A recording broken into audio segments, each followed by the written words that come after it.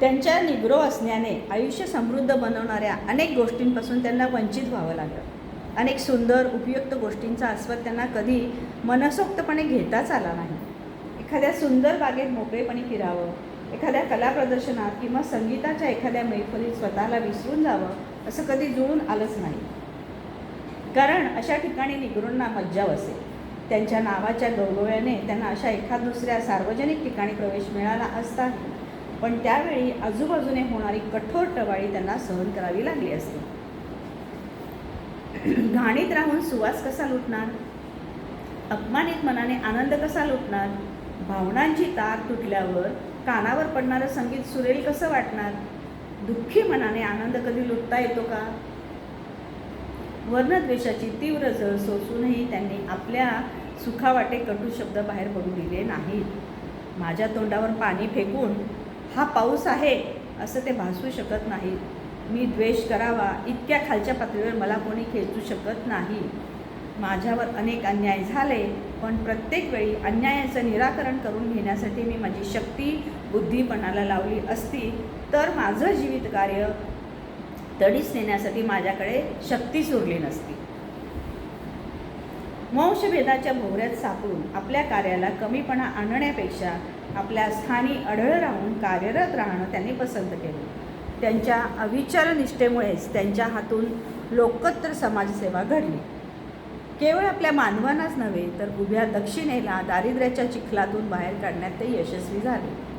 त्यांच्या निस्पृहतेमुळे, निष्काम कर्मयोगामुळे ते केवळ टस्किकीलाच नव्हे तर संपूर्ण मानवजातीला आदरणीय ठरले, प्रातस्मरणीय झाले.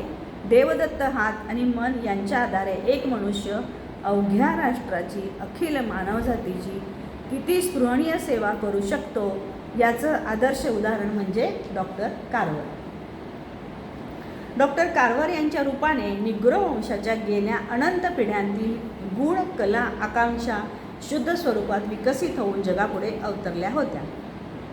त्यांच्या मृदुवाणीने, रुजू स्वभावाने आणि तरळ सर्वस्पर्शी प्रतिभेने त्यांच्या सहवासात येणारा प्रभावित होईल. उद्धटपणा त्यांच्या स्वभावातच नव्हता, तो गुण परमेश्वराने त्यांच्या विरोधकांसाठी राखून ठेवला होता.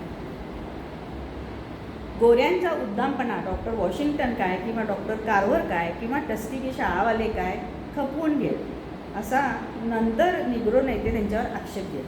पण त्या दोघांनाही टस्किकी शाळा वाचवायची होती. रुजू लागलेलं झाड समूळ उखडलं जाण्यापेक्षा ते जोमदारपणे कसं वाढेल याची काळजी घ्यायला हवी होती. म्हणून वेळप्रसंगी अवहेलना सहन करूनही ते शाळेला धक्का लागू देत नसत. आणि या दोघांचं असामान्यत्व जाणून असणारी इतर टस्किकी शाळावाली मंडळी त्यांच्या सुजाण मानव बनवण्याच्या कार्यात अडथळे येऊ नयेत, ते कार्य खंडित होऊ नये म्हणून मन व्यथित करणाऱ्या घटनांकडे दुर्लक्ष करून त्या दोघांना सहकार्य देत होती.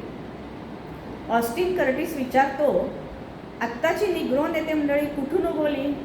कार्वर किंवा वॉशिंग्टन यांच्या निस्वार्थी समर्पित जीवनाचं खतपाणी घेऊन मशागत झालेल्या समाजातूनच ना, की ती आकाशातून टपकली? रसायनशास्त्रातील त्यांचं प्रगाढ ज्ञान बुचकळ्यात टाकणारं होतं. साध्यप्राप्तीसाठी वापरायचं साधन म्हणून ते विज्ञानाकडे पाहत.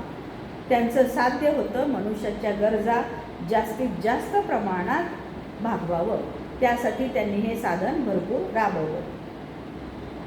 शेतीमालाचा उपयोग अन्न व कपडा या पलीकडे कितीतरी होऊ शकतो, किंवा उद्योगधंद्यांना कच्चा माल म्हणून तो प्रचंड प्रमाणावर वापरता येईल असं सांगणारा द्रष्टा यापूर्वी कोणीही पुढे आला नव्हता. औद्योगिकरणाच्या नव्या टप्प्याची सुरुवात डॉक्टर कार्वर यांच्या संशोधनातून झाली.